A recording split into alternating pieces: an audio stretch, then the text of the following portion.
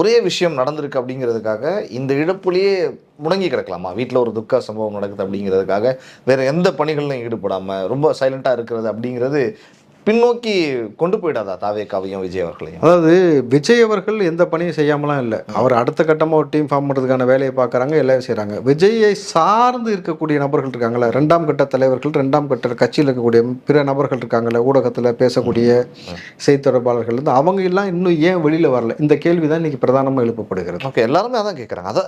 அதே தான் கேள்வியை தான் நானும் வைக்கிறேன். பட் அவங்க விஜய் அவர்கள் அப்படி இருக்காருன்னா இவங்களாவது செயல்படணும்ல.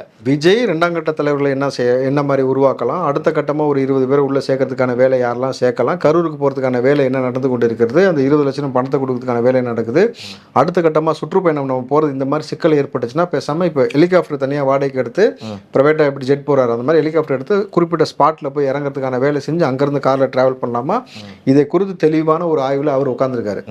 பட் இந்த 2ஆம் கட்ட தலைவர்கள் இங்கே அட்ரஸ் பண்ணாமல் அமைதியாக இருக்கிறதா இன்னைக்கு ஊடகத்தில் பேசும் பொருளாக மாறி இருக்கு.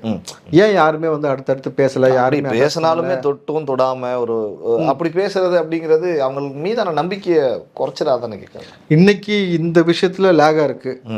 ஆனால் வந்து இங்கே எல்லாருமே பார்க்குறது விஜய் அவர்கள் தான்.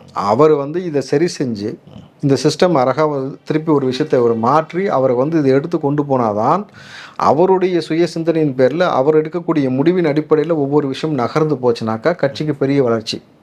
அப்படி இல்லாமல் இது ரொம்ப செட்டிலாக ரொம்ப வந்து அமைதியாகவே இருந்துகிட்டு எல்லாருமே பொதுவாக வந்து மறுபடியும் ஊடகத்தை சந்திப்பதற்கு, பேட்டி கொடுப்பதற்கோ, கட்சி சார்பாக ஒரு அறிக்கை கொடுப்பதற்கோ எல்லாமே தயக்கம் ஏற்பட்டு கொண்டு அமைதியாக கடந்து செல்லும் பட்சத்தில் இது ஒரு செட்பேக் ஏற்படுத்தும் கட்சிக்கு. இது புதிதாக வளரக்கூடிய கட்சிக்கு இது ஒரு ஆரோக்கியமான போக்காக இருக்காது. அதை அவர்கள் நிச்சயமாக சரி செய்யணும்.